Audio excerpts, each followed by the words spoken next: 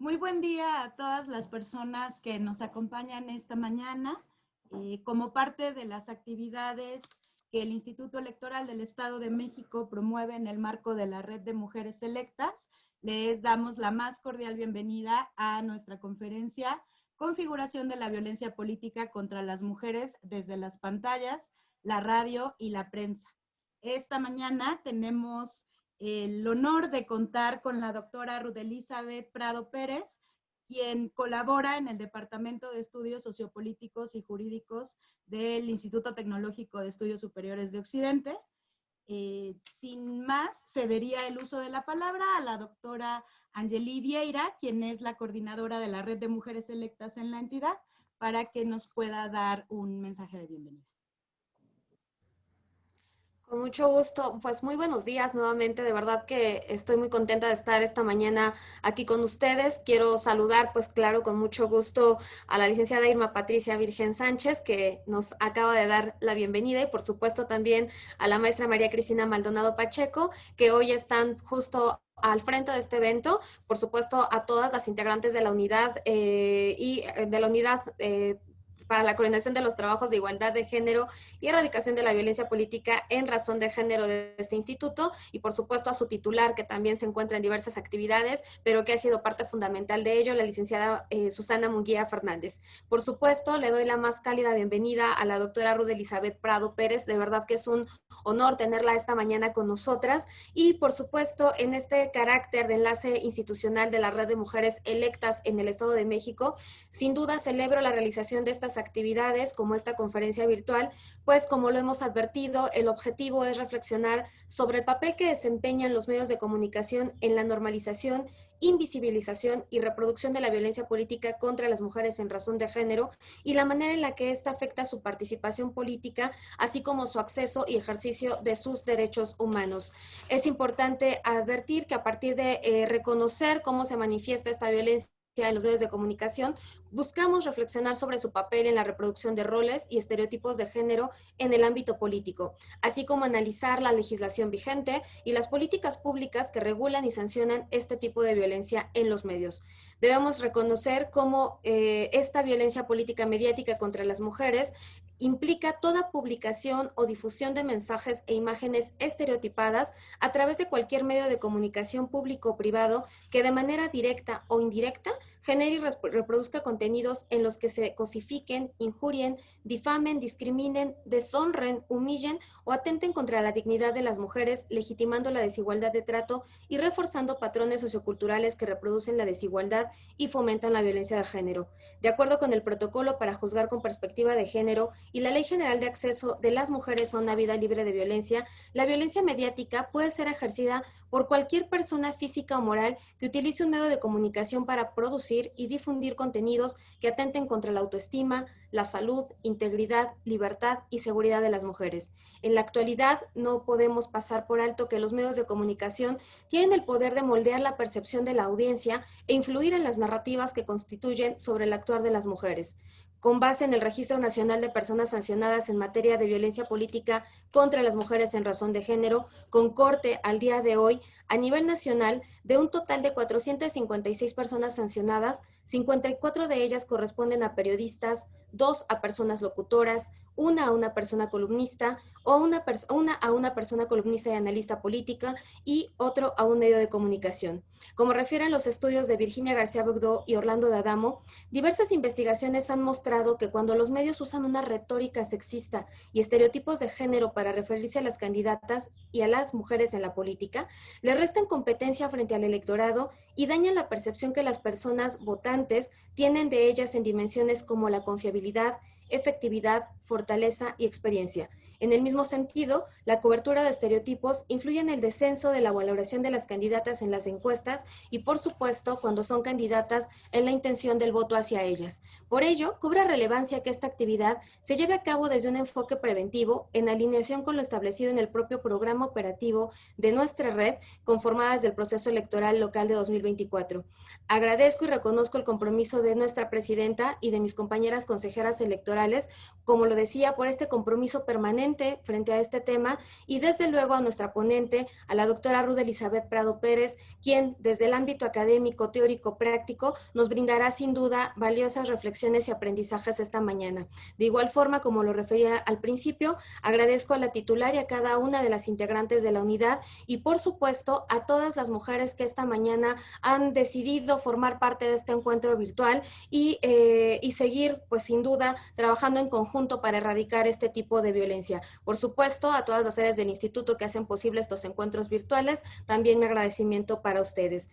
Finalmente, es importante señalar que la violencia mediática no solo reproduce estereotipos y roles de género, sino que también perpetúa la desigualdad histórica y estructural entre mujeres y hombres.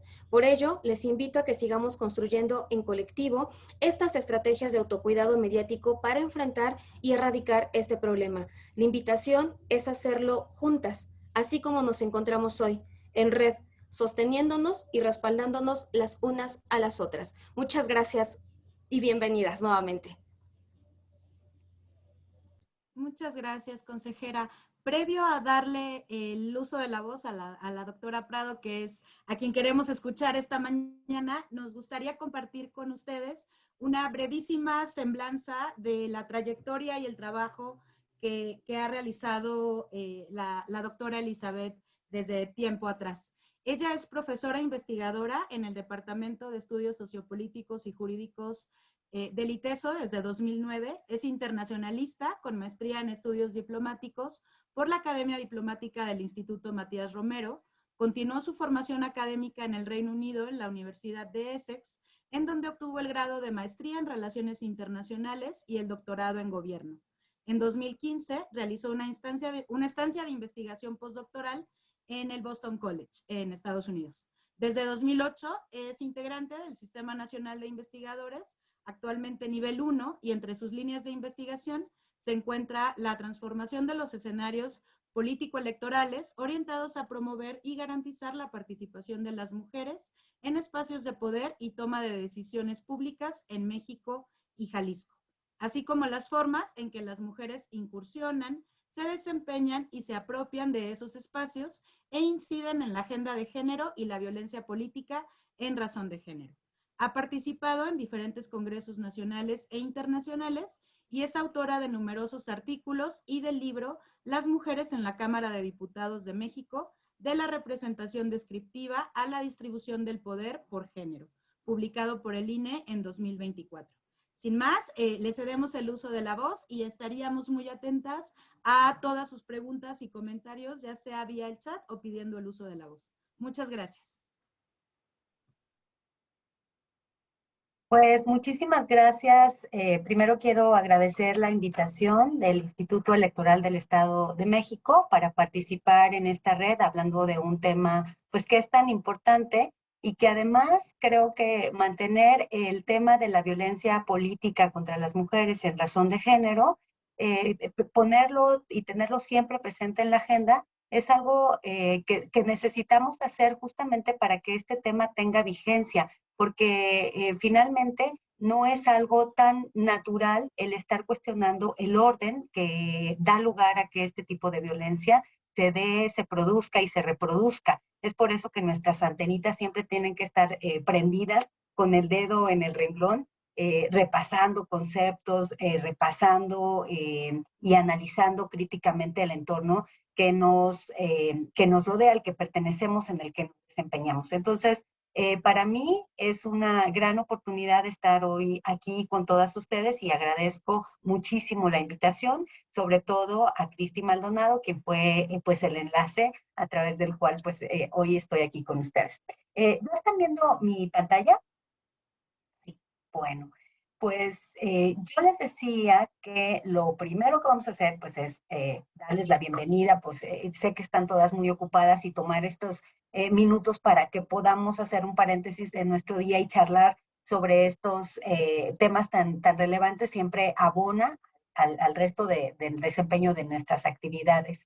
Y para mí es muy importante porque la violencia contra las mujeres en el ámbito político y la participación política de las mujeres es un tema que me atañe desde que era muy pequeña cuando yo veía la televisión y veía el Congreso, sobre todo las tomas abiertas que se hacían de la Cámara de Diputados, y en donde eran pues predominantemente los hombres quienes ocupaban los escaños, los lugares, ¿no? Había muy pocas mujeres y para mí, viniendo de una familia pues con orientación de un duro matriarcado, era realmente intrigante en dónde estaban las mujeres o por qué no estaban ahí las mujeres cuando en mi casa pues eran las mujeres las que tomaban las decisiones, ¿no? Y como una niña pequeña genuinamente me preguntaba, cuando le preguntaba yo a mi abuela, que además tuve una abuela política, le preguntaba en dónde están las mujeres, pues no lograba entender cómo los temas nacionales, los temas de todo un país, no estaban también participando ahí las mujeres. Desde entonces, este tema es un tema que está en mi quehacer académico y como investigadora, y bueno, pues también dada la violencia que sufrimos las mujeres en el país y en el mundo, pues es una forma, digamos, de puentear estos dos temas que me apasionan. Así que espero pues poder compartir con ustedes algunas de mis, de los hallazgos de mis investigaciones, también de mis puntos de vista, y que estos minutos pues sean productivos para ustedes. El objetivo general, pues, es que vamos a retomar algunos de los conceptos básicos en torno a la violencia política contra las mujeres en razón de género y para poder identificar cómo los medios de comunicación pueden convertirse en perpetradores de esta violencia, es decir, cómo pueden ejercerse este tipo de violencia desde las pantallas, la radio y la prensa escrita. Y también debemos reflexionar sobre su alcance y cuáles son las vías para enfrentarlo. Ese es el objetivo del taller. Pues es un pequeñito taller porque hay un par de ejercicios, porque para mí el aprendizaje significativo está basado en la experiencia de las personas que están hoy acompañándonos y justamente involucrándolas en la reflexión activa es una forma de lograr. Vamos a retomar un poco la noción de género, que es una noción básica para no solo las mujeres, sino también las feministas y en general para la sociedad, ¿no? El género es, como ya sabemos, es un concepto que surge por ahí en los 60, 70, cuando algunos estudiosos, sobre todo desde la psicología, estaban interesados en estudiar la identidad de las personas y se daban cuenta que no siempre el sexo biológico reflejaba la identidad de las personas. Entonces se desarrolla este concepto de género para referirse a los roles y atributos que son construidos socialmente y a los que se asocian al sexo biológico de las personas. Esto quiere decir que en función de si somos hombres o mujeres, se crean una serie de expectativas en torno a lo que deberíamos hacer, las funciones que deberíamos desempeñar, las tareas que estamos llamados a desempeñar en una sociedad y por supuesto el rol que vamos a jugar en esa organización social. Pero, como ya dije, este es un constructo social, es decir, la sociedad se ha construido en torno a esos conceptos fundamentales, pero no es una construcción natural, es una construcción creada por el hombre. Y cuando digo el hombre, no es genérico, por el hombre varón, digamos. En esta organización social, las mujeres pues les han atribuido roles que usualmente las han relegado al ámbito privado, por lo que durante mucho tiempo las mujeres fueron las cuidadoras naturales de los niños, de los ancianos, de la familia, etcétera, etcétera. Y en este orden patriarcal, los hombres asumieron una posición predominante en que ellos ostentaban el poder político y económico. Así surge lo que se conoce como el patriarcado o el sistema patriarcal. Y lo más importante del sistema patriarcal, que es el orden que impera y que ciertamente ha habido avances y que ha habido algunas importantes transformaciones y el hecho de que estemos hoy reunidas aquí, pues es un gran ejemplo de ello. Pero más allá de una división del trabajo que relegaba tradicionalmente a las mujeres al ámbito privado, es que este sistema patriarcal crea fuertes desigualdades entre hombres y mujeres. Y esas desigualdades van a determinar en mucho la vida de los hombres y de las mujeres, ¿no? Quitándole a las mujeres la posibilidad quizá de incursionar en otros ámbitos más de orden público, por supuesto en el ámbito político durante mucho tiempo, y además privándolas quizá de un aspecto muy importante que señalan las feministas, es quitándoles o reduciendo sus posibilidades a la independencia económica, lo cual también tiene un fuerte impacto en la vida de las mujeres, ¿no? El no contar con los recursos económicos quizá para más autonomía. ¿Por qué nos vamos a lo mejor en estos conceptos tan básicos que usualmente están gráficamente pueden presentarse de manera muy distinguible con el sistema sexo-género, ¿no? El sexo sí refiere a que hay un sexo biológico, uno nace hombre o mujer, aunque por supuesto que hay un gran debate en torno a si incluso hay otros géneros, ¿no? Pero bueno, dejémoslo como hombre y mujer, pero en cuanto al sexo biológico, el género en cambio refiere a lo masculino y a lo femenino. Usualmente lo femenino se asocia a las mujeres y lo masculino a los hombres, pero esto es socialmente construido y aprendido. Y si esto es así, puede desaprenderse y puede transformarse. Y también un aspecto importante que debemos mencionar es que cambia de lugar en lugar, de cultura en cultura, cambia con el tiempo, se va transformando. Lo que hemos venido viendo en México es un avance acelerado, por lo menos en la percepción y en el empoderamiento de las mujeres y en la forma en que los hombres pues han vivido esta acelerada transformación. Como ya decíamos, pues el sexo es biológico, entonces refiere a órganos genitales de hombres y mujeres, pero en cuanto al género, esto más bien nos remite al trabajo remunerado y de ocio, usualmente para los hombres, trabajo doméstico, de cuidados, y no remunerado en el caso de las mujeres. Bueno, ya dijimos que el sexo no cambia por sí solo, puede haber un tipo de intervención que lo modifique, pero el género sí cambia. Entonces, los datos de la desigualdad, porque aquí es muy importante en el contexto dejar claro que no es solo pues que este sistema patriarcal haya creado una distribución del trabajo de una cierta forma que va en detrimento de las mujeres, sino que esas desigualdades también están íntimamente ligadas con el tipo de violencia que se perpetra contra las mujeres. Entonces, algunos datos interesantes a nivel mundial, pues son por lo menos que se estima que 736 millones de mujeres, casi una de cada tres, han sido víctimas de violencia, ¿no? Entonces, cuando los hombres dicen, bueno, también los hombres sufrimos violencia y de hecho hay más hombres, por ejemplo, asesinados que mujeres. Sí, pero usualmente los hombres se asesinan entre ellos y a las mujeres las asesinan los hombres. Y esto es muy importante, ¿no? Y sí tiene que ver con esta noción de violencia contra las mujeres, un tipo de violencia distinta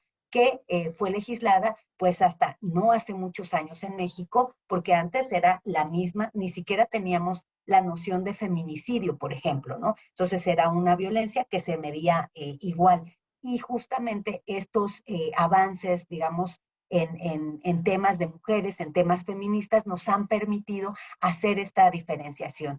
La violencia de pareja también es muy alta, más de 640 millones de mujeres de 15 años o más dicen haber sufrido violencia por parte de su pareja. Esto es un número pues altísimo, ¿no?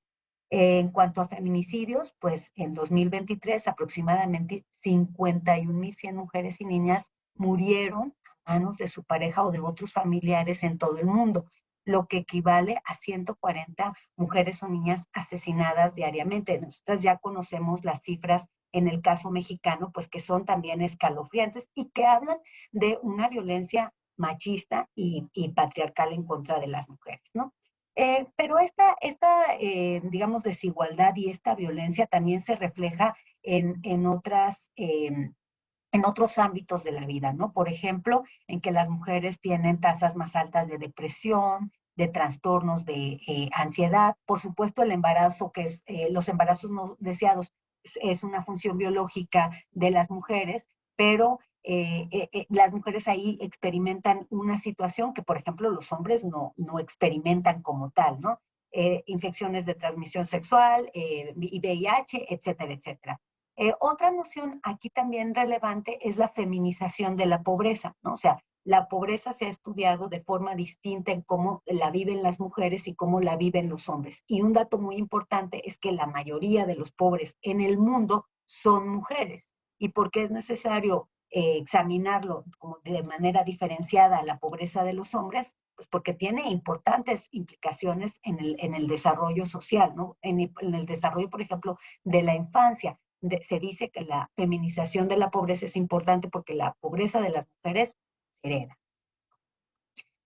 Bien, no sé si haya alguna duda en cuanto a estas nociones muy básicas que pues seguramente todas ustedes están familiarizadas con ellas, pero nunca está de más como repetirlas y traerlas nuevamente a la discusión. La violencia mediática contra las mujeres es importante porque es la violencia no la política, la violencia en general, es esta violencia que se cubre en los medios o se refleja en los medios, tanto en las pantallas, en las series, en las películas, en los programas de televisión, pero también en la prensa escrita, la forma en que se cubre la nota roja en casos de violencia contra las mujeres y por supuesto en la radio, ¿no? Entonces esta violencia mediática pues incluye mensajes e imágenes que van a estereotipar y ahí podemos construir o puentear, digamos, lo que acabamos de ver en torno a estos estereotipos y roles de género de los que hablábamos. Bueno, esos son tomados socialmente desde los medios para reproducirlos, para presentarlos a través de estas pantallas. Entonces estereotipan a las mujeres directa o indirectamente, ¿no? Entonces, por ejemplo, se promueve o se toca la explotación sexual de mujeres o sus imágenes, puede incluso ser humillante o atentar contra la dignidad de las mujeres, de las niñas, de las adolescentes, incluso, por ejemplo, esto a lo que estamos tan acostumbrados y cuando uno se detiene y se pregunta, bueno, ¿por qué tiene que ser así? Es por ejemplo, la vestimenta de algunas de las mujeres que a veces es excesivamente sexualizada para temas, por ejemplo, como el de dar el clima, ¿no? Eso es algo que a mí siempre me llama la atención, por ejemplo. Estamos muy acostumbrados y más allá de que cada quien pueda vestirse como quiere, de repente sí da la impresión de que este tipo de vestimenta sería casi un requisito para poder estar en pantalla y es innecesario, incluso distrae la atención de los mensajes o de las funciones que están desempeñando las mujeres en la pantalla, ¿no?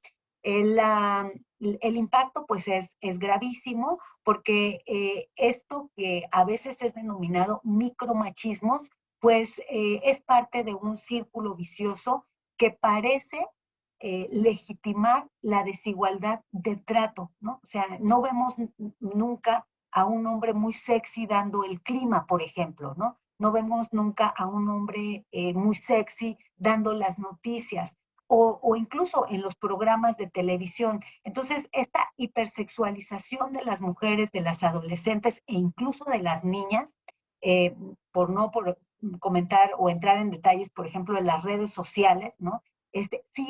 Tiene una carga de género muy poderosa porque no es lo mismo, no sucede lo mismo con los varones, ¿no? Esto va, como ya dijimos, a legitimar esa desigualdad de trato en la cotidianidad, pero también va perpetuando los patrones socioculturales que reproducen esa desigualdad y que en última instancia generan violencia, ¿no? La violencia contra las mujeres tiene orígenes antropológicos que no nos daría tiempo aquí de abordar, Sin embargo, sí hay un sello, ¿no? En el que quien la ejerce está asumiendo que la mujer le pertenece, ¿no? O sea, es como, es mi propiedad y yo puedo ejercer violencia contra esta propiedad si no se comporta, si no dice, si no me da, si no me atiende, si no me... Entonces hay por supuesto, hay una raíz sociocultural muy poderosa. Es ahí en donde no debemos subestimar estos estereotipos porque estemos acostumbrados a ello, porque finalmente estos van alimentando y van perpetuando este trato desigual, como si fuera algo natural o como si estuviera bien. Aunque esto ha ido cambiando y creo que ahora todas, e incluso muchos hombres tienen las antenitas más prendidas, cuando uno analiza de manera crítica las pantallas, los programas, etcétera, sí vemos que se sigue reproduciendo de manera importante y tiene un efecto importante. Si alguien tiene alguna duda, por favor, solo levante la manita para hacer la pausa y poder responder, ¿no? Bueno, en el caso de la violencia política contra las mujeres, hay que hablar de acciones u omisiones, ¿no? Ambas pueden constituir una violencia, por hacer o por no hacer, por parte, pues, de ser personas, servidoras o servidores públicos, pero también por medios de comunicación. Entonces, es importante decir que la violencia política contra las mujeres no solo la ejercen actores políticos, también pueden ser ciudadanos, también pueden ser personas y, por supuesto, también pueden ser políticos, medios de comunicación. Este tipo de violencia está orientado a obstaculizar o impedir el pleno goce de las mujeres de sus derechos político-electorales. Y eso incluye el ejercicio en el cargo. Usualmente vemos que durante los periodos electorales la violencia política contra las mujeres se incrementa, sobre todo porque se da mucho contra candidatas que están haciendo campaña, ¿no? Pero lo cierto es que también cuando las mujeres están ejerciendo un cargo político, hay violencia política que quizá recibe menos atención y cobertura incluso por parte de los medios, ¿no? Este tipo de violencia puede ser tanto física como psicológica, simbólica, que es una violencia muy, muy importante, sexual, patrimonial, económica o hasta feminicida. Las elecciones pasadas dimos un número sin precedente de candidatas asesinadas, ¿no? O que sufrieron violencia física. Entonces, esta violencia va en aumento. Yo por ahí tengo un capítulo del libro, les voy a pasar por ahí el link, porque se llama más mujeres, más violencia, y justamente yo me preguntaba si porque había más mujeres participando, era que también había más violencia política contra ellas, ¿no? Entonces, yo trabajé el caso de Jalisco en ese artículo, y entrevisté a un número importante de mujeres candidatas para un poco explorar el tipo de violencia que estaban sufriendo y poder deducir si porque más mujeres estaban participando era que teníamos más violencia o simplemente es que la estábamos visibilizando más, ¿no? Y bueno, mi conclusión sí fue que hay más mujeres participando y eso ha producido más violencia. Bueno, no sé si nos da tiempo de ver esta pequeña cápsula de Los Simpson, que a mí me parece pues muy, o si ya la han visto ustedes, me parece muy importante. Dura por ahí un par de minutitos, la voy a poner muy rápido.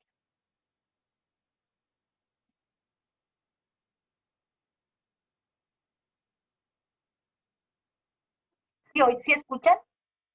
No. No se escucha. No sé si hay que ponerle a lo mejor que se escuche a la hora de compartir pantalla. A ver, veamos. Veamos. Le puedo poner aquí. Avanzar. Y compartir sonido. Ajá. Listo. Vamos a regresar. Memorable discurso. Vamos a regresar. ¿Cómo me gusta ir de compras?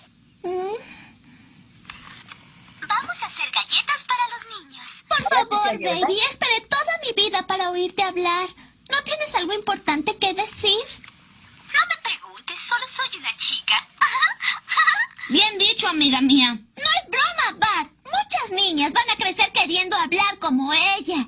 Pensando que no pueden ser más que adornos cuya única meta en la vida es verse bonitas, casarse con un rico y pasar el día en el teléfono hablando con sus igualmente vacías amigas de lo fantástico que es ser bonitas y conseguir un esposo rico. Eso iba a decir yo.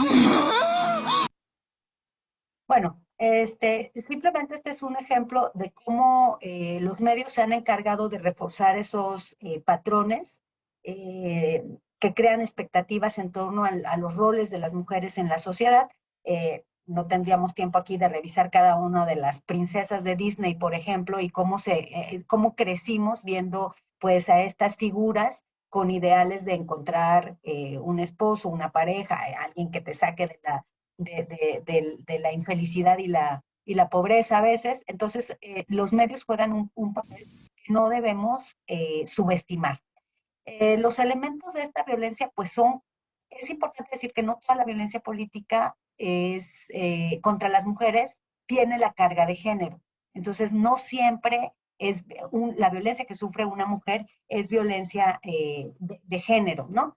Debe ser una violencia dirigida a una mujer por ser mujer, justamente que apunte a estos roles, estereotipos, expectativas, que además tenga un impacto diferenciado y desventajoso en las mujeres, en contraste con los hombres, ¿no? Y que las afecte desproporcionadamente. En alguna de las entrevistas que yo hice para el capítulo del que les hablé hace unos momentos, una de las candidatas en Jalisco me decía, bueno, a mí nos entrevistaron a dos candidatos, ¿no? A un hombre y a una mujer. Y se veía, era muy evidente que el conductor había estado buscando en mis redes. Yo tengo una cirugía estética, entonces cuando me preguntó a mí, la pregunta fue, ¿y qué piensas de las cirugías estéticas? Y eso, por supuesto, es una carga que lleva género, ¿no? O sea, y es una carga que está cuestionando y violentando a la candidata por el hecho de ser mujer. Entonces, ese tipo de actos que parecieran como inocentes o casuales, no lo son y llevan una carga de género, porque entonces también está desvirtuando la propuesta política, la plataforma política de la candidata para enfocarse en temas más bien de carácter personal que son irrelevantes para el electorado y para la información que debe recibir el elector. Entonces, eso es muy importante decirlo. Ya dijimos entonces, pues, los elementos. Yo voy a pasarle a Cristi esta presentación por si alguien quiere revisar con más cuidado. Por cuestiones de tiempo ya no vamos a entrar a este tipo de cosas. Yo quisiera hacerles esta pregunta, si pueden ir a este Menti o entrar con a ver si nos funciona,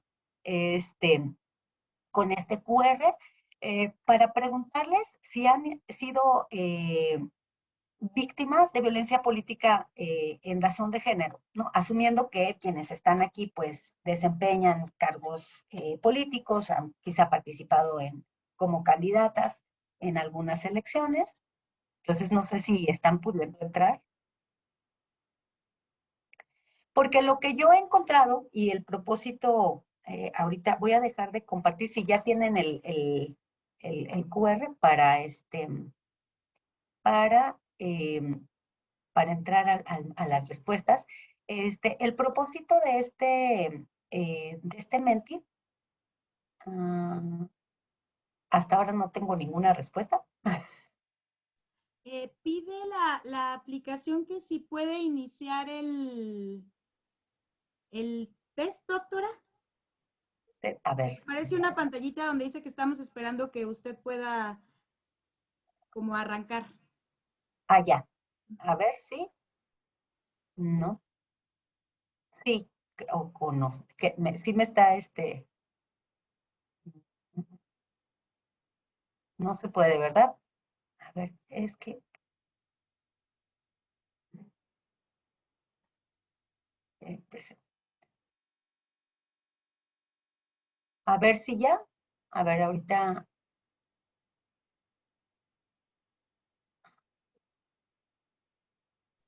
Sí, ya se puede. Bueno, voy a. ¿Y ven la pantalla o no? ¿No? No, se ve como el fondo de pantalla solamente. Ok, déjenme entonces, ¿qué puedo decirlo aquí? Creo que es este. A ver si... Ujú. La razón de esta pregunta es porque en el trabajo que yo he hecho con las candidatas, una de mis preguntas justamente era si ellas habían sufrido violencia política en razón de género. Y la primera respuesta era frecuentemente no. No, nunca he sufrido violencia política. Y conforme la entrevista iba avanzando y íbamos tocando algunos de los aspectos básicos del género, de la violencia política de género, y ellas, digamos que con más tiempo de reflexionar, al final de la entrevista usualmente me decían, no, ¿sabes qué? Sí, o sea, sí, creo que sí he sido víctima de violencia política en razón de género, ¿no? Pero no me había dado cuenta. O la campaña es tan demandante que no tienes tiempo de reflexionar si lo que te hicieron constituye realmente una violencia política en razón de género o no.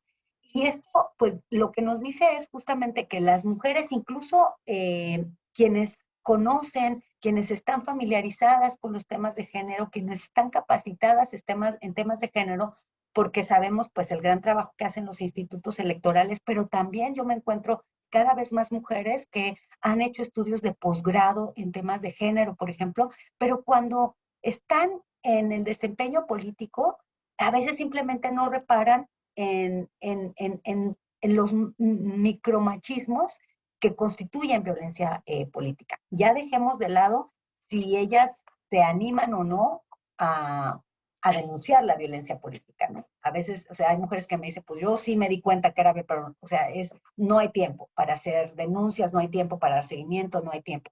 Entonces, bueno, pues aquí tenemos que 3 personas dicen que sí y una dice que no sé. Entonces, esta respuesta yo creo que es muy significativa y que es muy frecuente, el no sé, el no estar consciente. Y es un área de oportunidad también para los institutos electorales, los partidos políticos, por supuesto, y los gobiernos, ¿no? Porque debemos generar mayores recursos para que las mujeres no solo tomen conciencia, sino que también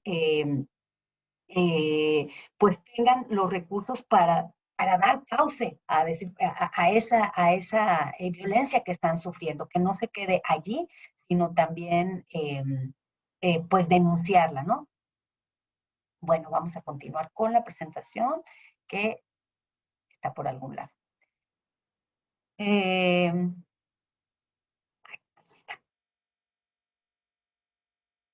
okay. Ahora sí, sí se ve en la presentación, ¿verdad? Sí, ok.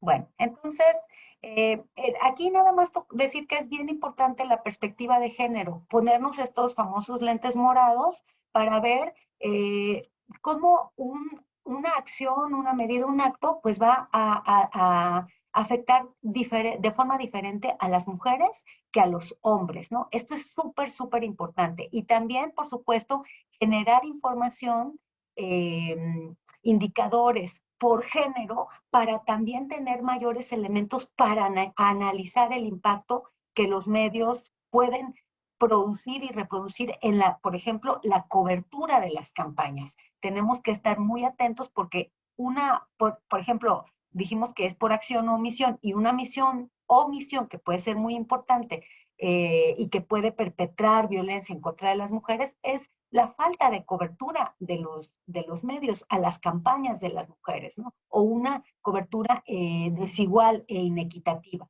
Hay mujeres candidatas que me dicen, claro, es que, por ejemplo, los medios quieren apostarle a cubrir a aquellos candidatos hombres que tienen o mayores posibilidades de ganar o más recursos o más contactos para lograr ser entrevistados o para recibir cobertura. Y eso tiene que ver con recursos, ¿no? Materiales y humanos que les ponen a los hombres en una situación más ventajosa que las mujeres. Entonces, la perspectiva de género en estos temas es muy importante.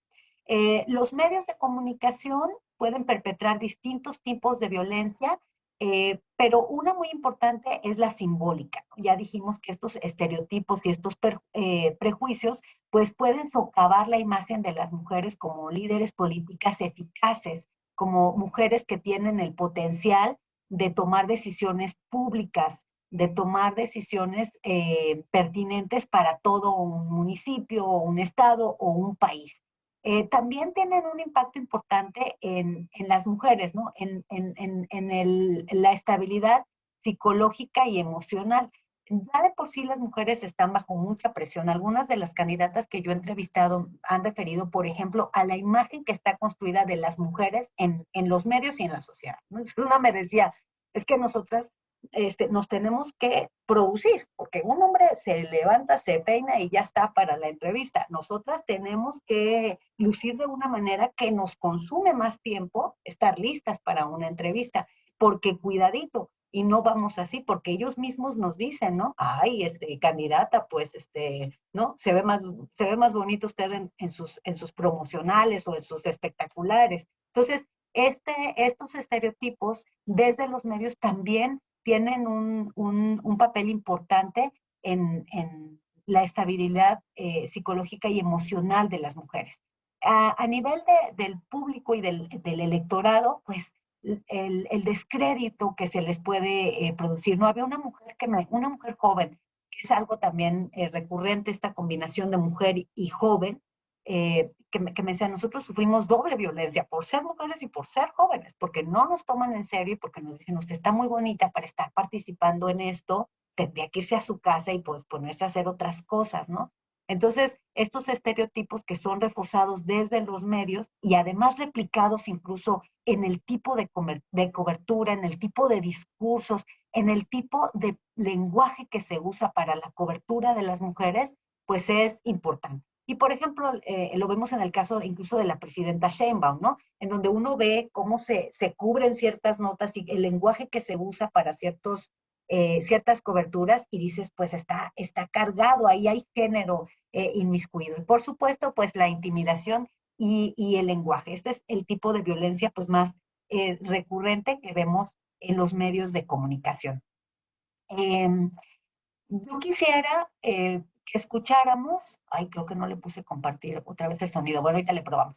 Este es un extracto de un debate en las recientes elecciones a la gubernatura de Jalisco, en donde yo estoy, y además aquí tuvimos 2 mujeres candidatas y un hombre, ¿no? Y entonces, en este debate organizado por el Instituto Electoral y de Participación Ciudadana de Jalisco, se presentó este incidente que dio mucho de qué hablar y yo quisiera pues que lo viéramos juntas y que nos preguntáramos qué violencia política vemos aquí, si es que la vemos, y también de manera crítica examinar no solo el rol del candidato y la interacción con las candidatas, sino también cómo se responde en la conducción del debate, que es lo que nos interesa hoy más aquí, ¿no? No sé cómo los medios pues procesan. Entonces, por favor, díganme si escuchan.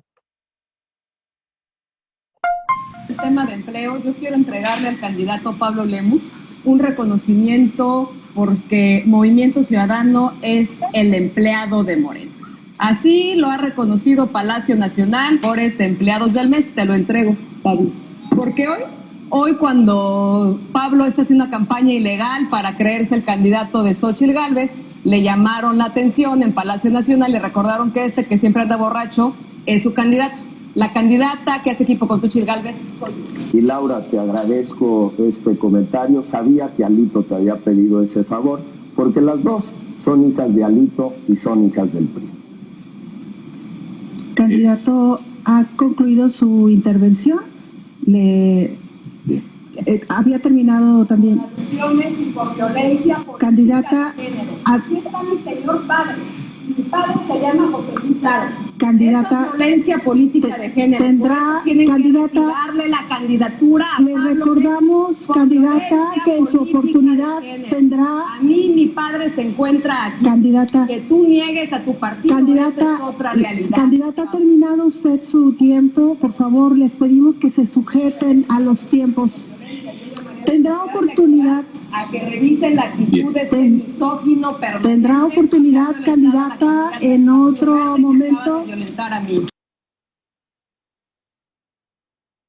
Bueno, entonces, en este caso, ¿cuál es, qué tipo de violencia política vemos aquí?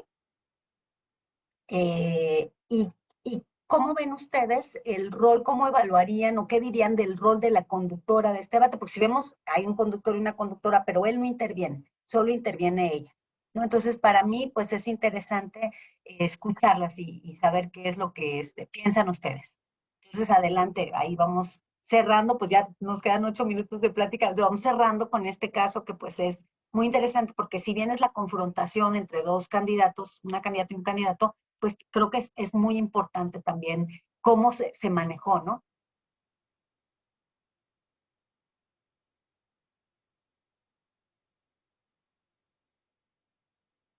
Ay, qué calladitas. ¿Alguien que tenga alguna reacción?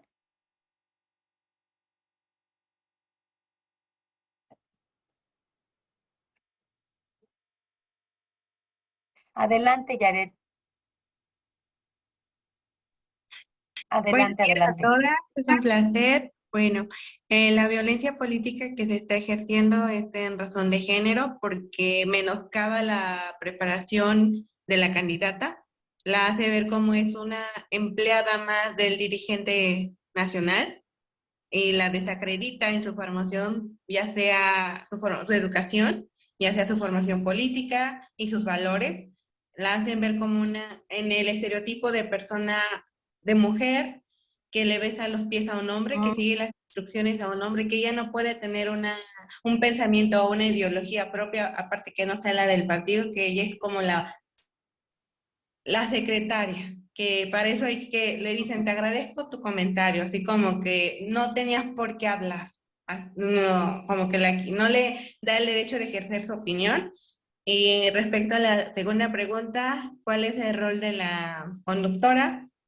Yo siento que su rol es como apaciguar a la candidata, no hacerla ver mal, sino como que limitarle un poco sí, tiene que moderar un poco, pero siento como que es desacreditarla como mujer, decir, pues yo sí sé lo que hago y usted candidata, pues como que no, gracias. Gracias, Yaret. O sea, es muy importante lo que señalas en cuanto a que, primero, no fue solo contra la candidata Laura Aro, que es quien, también está la candidata Claudia Delgadillo, que no se le quita la sonrisa de la boca. O sea, es impresionante que no, ella bueno, ni pestañea, vamos, ¿no? Ella está en su papel. Es muy interesante que no haya, pues, una especie de sororidad, ¿no? O de identificar, pues sí, está ejerciendo violencia política. Y tenemos que, pues, hacer algo, ¿no? Además, tenemos aquí las cámaras. Eso es muy interesante. Lo otro es la referencia al padre, ¿no? Dice, porque les dice, pues ustedes son hijas de Alito. Entonces yo creo que también esta referencia al padre poderoso, proveedor, esa es una referencia muy importante. Y además lo usa de manera despectiva, ¿no? O sea, tú eres, ¿no? Ustedes las dos son hijas de Alito. Eso es muy, muy importante. La forma en que se configura esta violencia. Y es lo que les digo, que estos estereotipos y estos micromachismos son reproducidos de una manera tal que hasta nos cuesta trabajo identificarlos como violencia, ¿no? O sea, tenemos que romper algunos esquemas y ser críticas y tenerlas entendidas, pues muy, muy, muy, muy listas para realmente identificarlas, ¿no? Ahí Laura identifica y además, pues, es disruptora en su intervención. Y por otro lado, la conductora del debate se ciñe a los tiempos, se ciñe al orden establecido del debate, ¿no? Diciendo, usted ya agotó su tiempo, este candidato usted ya no puede hablar, pero ahí lo que refleja, pues también es una falta de perspectiva de género, de esto que hablábamos hace un momento, de perspectiva de género en el desarrollo de este tipo de debates, porque realmente la conductora minimiza lo que dice el hoy gobernador Pablo Lemus, lo que le dice a las candidatas. Ella, el centro de su atención es la candidata, ya no tiene derecho a hablar, ya agotó sus tiempos y ya no puede defenderse, ¿no?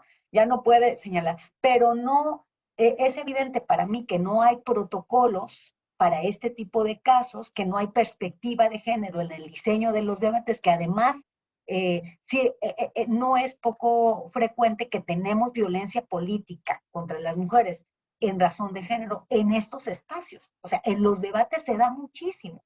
Entonces llama mucho la atención que no haya protocolo y que la conductora se ciña a no, esta es la estructura, el orden, los tiempos, y yo no puedo salirme de ahí. Y deslegitime en su actuar la seriedad del comentario del candidato entonces de MC y la queja de la candidata Laura, ¿no?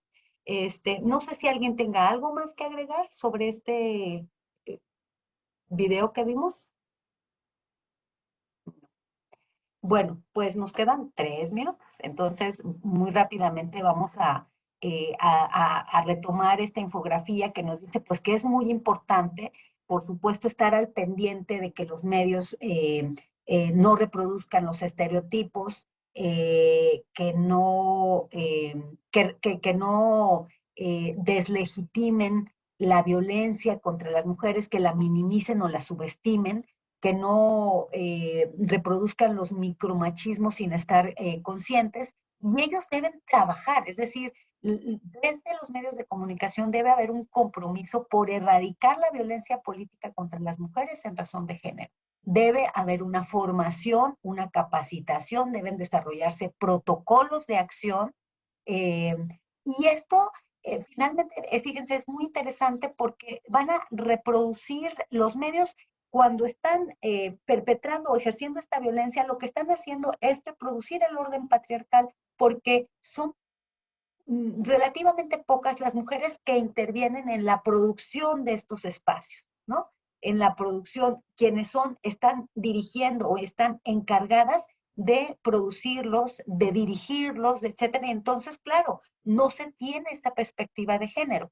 Un aspecto muy importante que a mí me gustaría destacar es que los temas de género no son temas de mujeres, son temas de justicia, igualdad y equidad social, y son temas de todas y de todos.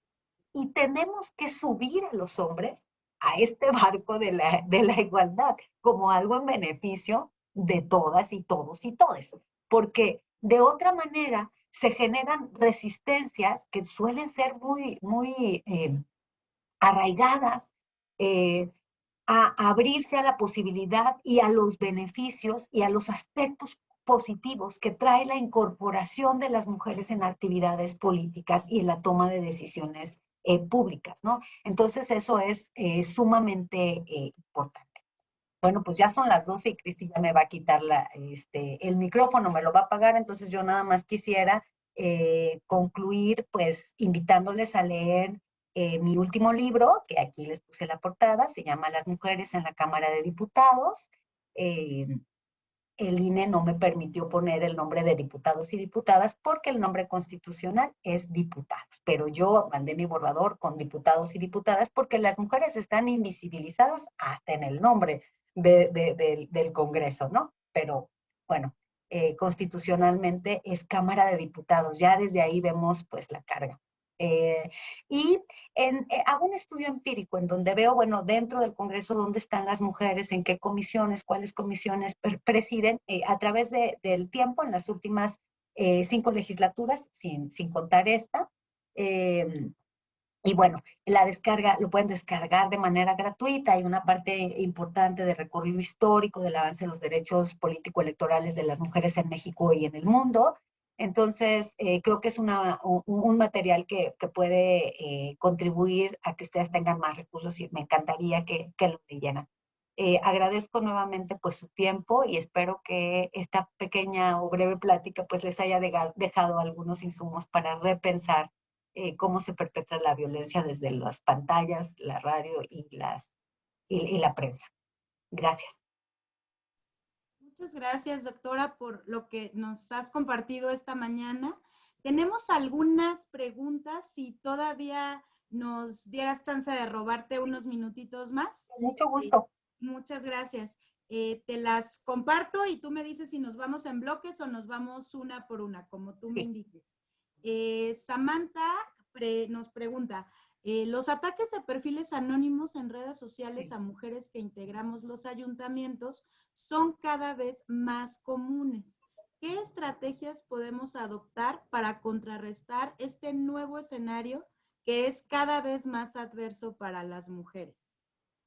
Yaret nos pregunta también, ¿qué procede cuando te cuestionan la defensa de tus derechos como mujer en política? Nayeli Cepeda dice, me gustaría preguntar, ¿cuál es la causa de que la violencia mediática está principalmente constituida por discursos sobre el cuerpo de las mujeres?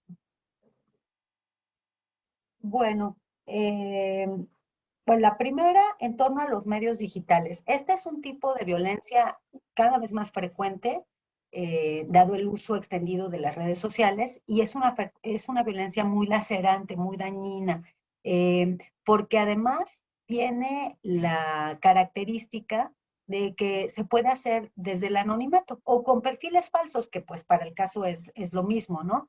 Y entonces, bajo el anonimato, cualquier persona puede decir cualquier cosa y además puede decir cualquier cosa sin tener que hacerse responsable por lo que dice. Y eso es gravísimo porque entonces la impunidad es casi total, ¿no? Realmente existen medios tecnológicos, digamos, para perseguir a este tipo de violencia, para tratar de localizar y rastrear de dónde vienen las publicaciones, etcétera. Pero hasta ahora lo que hemos visto, pues, es una falta de voluntad de las autoridades encargadas de la persecución del delito para tomarse con seriedad. Y nuevamente aquí es un poco que se replica esta violencia machista, ¿no? Porque a veces pareciera que se descalifica a las mujeres que le están sufriendo. Alguna candidata me dijo que ella tenía sus reservas de expresarlo, porque entonces ya no solo iba a estar experimentando la violencia desde las redes, sino que también en su partido le iban a decir, ya, no seas chillona, no seas llorona, o sea, no aguantas nada, ¿no? O sea, aquí debes aguantar. Y si no aguantas, pues entonces no estás hecha para este trabajo. Entonces, vemos que ahí se revictimiza. Yo creo que tenemos que exigir desde los institutos electorales, los partidos políticos y la ciudadanía, pues que no haya impunidad en este tipo de delitos o en este tipo de acciones, porque entonces no hay incentivos para dejar de violentar.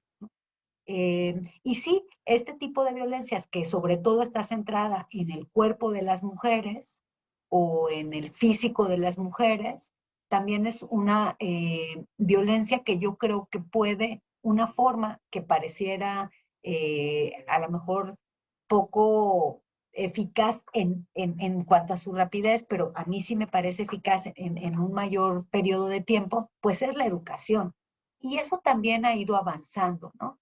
Ya no es común. Yo tengo una hija adolescente y pues para ellos no es políticamente correcto hacer referencia al cuerpo de las personas, ¿no? Ya ellos así dicen, o sea, no puedes opinar sobre mi cuerpo, no puedes opinar sobre, o sea, entonces en nuestras generaciones, bueno, yo soy mucho más grande que ustedes, pero es mucho más común y está muy asimilado, pues, poder hacer este tipo de comentarios, pero yo creo que a través de la educación, y eso debe ser incorporado en la educación formal, pero también en la educación en casa y también en la cultura política, ¿no? Ahí hay un área, pues, que es muy importante. Eso me remite a la segunda pregunta que creo que fue de Yaret en torno a la defensa de los derechos político-electorales. Los sistemas tienden a aceitarse cuando se usan. Si no denunciamos, pues no estamos aceitando el sistema, ¿no? Ya sé que hay pocos incentivos, ya sé que muchas veces es difícil y que cuando las mujeres hacen un análisis del costo-beneficio de la denuncia, a veces dicen, no, mejor pues ya ni le muevo, me quedo callada, pues ya no importa, o hago como que no pasó. Pero debemos insistir en la importancia de la denuncia para dejar el antecedente, para poner a trabajar a las autoridades en la persecución del delito. Y también debemos subir a los partidos políticos para que haya un frente común en la defensa de los derechos político-electorales de las mujeres. Y creo que las mujeres debemos establecer vínculos de sororidad que rebasen los colores partidistas. Entonces, esa sería mi respuesta. Y la tercera pregunta, Irma, ¿me la repites, por favor? Claro que sí. Y aprovecho para sumar otra, doctora. A ver, adelante. La tercera es de Nayeli Cepeda y lo que pregunta es, ¿cuál es la causa de que la violencia mediática está principalmente constituida por discursos sobre el cuerpo de mujeres? Y si me permites, sumo una pregunta de Luis. Él nos dice, ¿cómo poder regular esa violencia política en redes sociales? Ejemplos. Hoy que existe la campaña negra de la derecha en redes, a la presidenta se le llama presirvienta y se le hacen imágenes donde aparecen situaciones violentas gráficamente. ¿Qué pasa cuando la violencia política es de facto llevada a cabo en los ayuntamientos, bloqueando información y tratando de minimizar sus intervenciones en cabildo? En este último caso, ¿dónde acudir para denunciar? Si quieres, la última de dónde acudir para denunciar, en el caso de Ledomex, yo la comparto y tú nos ayudas con la primera parte. Sí, bueno, los discursos construidos en torno al cuerpo tienen que ver con el sistema patriarcal, ¿no? O sea, las mujeres en esta función construida socialmente para servir, se ha construido también una imagen del cuerpo ideal y el cuerpo perfecto de la mujer, cómo debe lucir la mujer, ¿no? Y entonces es ahí donde se va a hacer una especie de evaluación. Esta mujer sí cumple con las características de quizá belleza o no las cumple. La verdad es que puede ser un arma de doble filo. Hay mujeres que me dicen, o sea, el tener, digamos, un aspecto físico que a veces piensan que las mujeres bonitas somos tontas, ¿no? O sea, también hay esa arma de doble filo. O sea, no esperan que una mujer que reúne estos estereotipos de belleza pueda ser una mujer inteligente, líder, con potencial para tomar decisiones públicas. Pero al mismo tiempo, a las que no tienen esas características, pues se les cuestiona por no tenerlas. Y yo creo que eso tiene que ver con el orden patriarcal que impera. Entonces, pues ahí me quedaría con esta tercera pregunta. Y sobre la primera parte de la cuarta, yo creo que hay que legislar en torno a la violencia política en redes. Han habido avances, pero evidentemente falta mucho por hacer. Y creo que uno de los retos más importantes es justamente que el expertise o las competencias tecnológicas para poder legislar con eficiencia, pues es algo de lo que usualmente quienes toman esas decisiones carecen porque son de expertise técnico alto, ¿no? Entonces ahí es muy importante incorporar a quienes saben de estos temas para poder cerrar la pinza, para poder perseguir, identificar quién perpetra la violencia, y es muy importante pues que cese la impunidad, porque la impunidad es como ese oxígeno que permite que haya fuego, ¿no? O sea, no es solo quien enciende el cerillo, sino es ese oxígeno que lo va a facilitar. Sin oxígeno no habría fuego, ¿no? Aunque tú prendas el cerillo. Entonces, hay que atajar desde esta otra perspectiva. Entonces, en la cotidianidad, en el desempeño de las mujeres en gobiernos municipales, en el federal, en los estatales, pues yo creo que día a día es una lucha justamente contra estos micromachismos que están tan introyectados. Y algo aquí que me gustaría decir, que a lo mejor no es tan optimista o cómodo, es que los hombres ya conocen lo que es políticamente correcto e incorrecto. Los hombres o muchas mujeres, ¿no? Entonces, de repente actúan desde lo políticamente correcto, pero sin que efectivamente tengan asimilado e introyectada los beneficios de la incorporación de las mujeres en la política, la necesidad de erradicar la violencia desde el lenguaje, desde los discursos, desde este mansplaining, ¿no? O sea, que te acallan. Yo estoy en un ámbito académico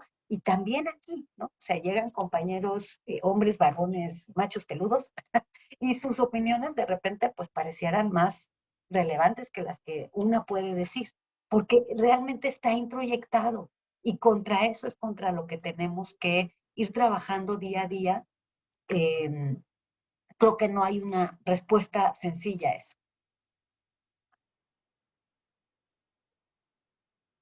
Muchas gracias, doctora. Solo para complementar la parte de la denuncia en la entidad, recordemos que puede ser desde la vía penal, a través de la Fiscalía, como un delito, desde la vía administrativa, en el Instituto Electoral del Estado de México, para las mujeres que están en el ejercicio del cargo mediante el procedimiento especial sancionador, y también a través de las propias contralorías. En este caso, tendría que ser a través de la Contraloría, bien del ayuntamiento o también de la legislatura, que es quien se encarga como de amalgamar todo el tema de la administración pública municipal. En el chat les compartimos 2 guías de atención de violencia política que ustedes pueden tener como materiales de consulta, y estos también les pudieran ayudar a identificar algunos elementos, a tener como una batería de conductas que son constitutivas de violencia política, y también las vías para la atención y denuncia, que sea como un material de consulta permanente, vaya. Y también poner a su disposición el Instituto Electoral tiene un centro de atención por violencia política contra mujeres en razón de género, que funciona de manera permanente, 365 días del año. Habrá alguien que pueda atender sus dudas, conocer sus experiencias puntuales y poder advertir, como bien nos decía la doctora Prado, si hay elementos de género vinculados en estas conductas que ustedes están viviendo. Porque sabemos que hay escenarios violentos en política en términos generales para todas, para todos, pero el tema de violencia política contra mujeres por razón de género sí advierte a cuestiones muy específicas, que era lo que ya la doctora nos ayudaba a revisar al inicio de la charla.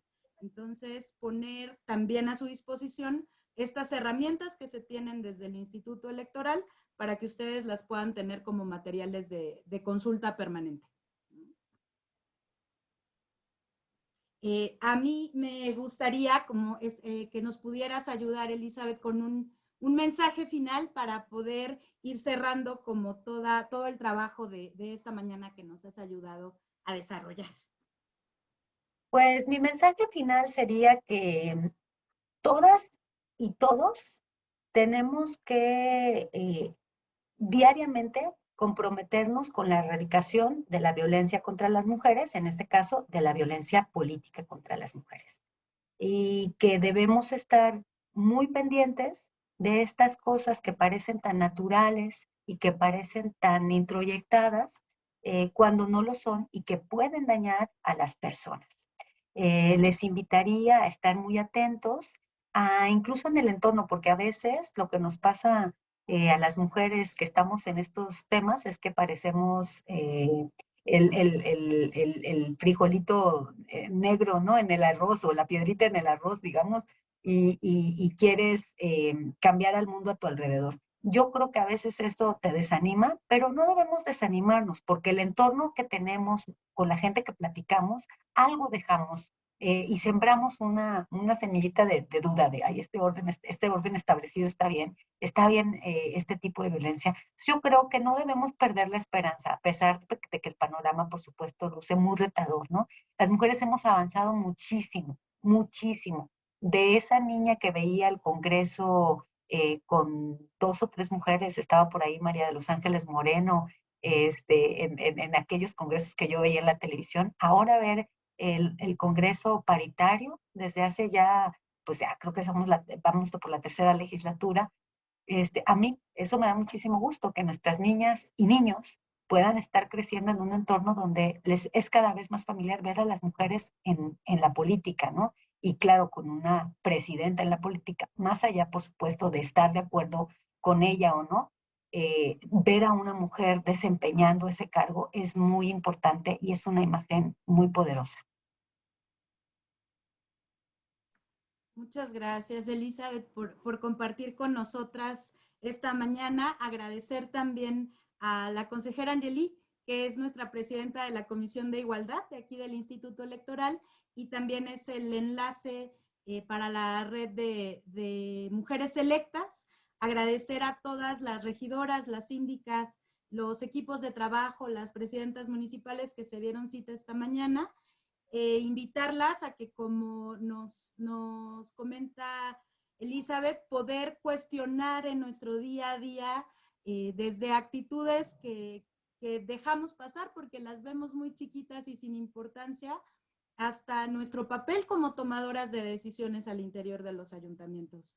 Entonces, invitarlas a que nos sigamos cuestionando, nos sigamos formando y sigamos participando de este ejercicio de acompañamiento a través de la red de mujeres electas. Muchas gracias a todas y que tengan muy bonita tarde. Muchas gracias, hasta pronto. Muchas gracias, hasta luego. Hasta luego.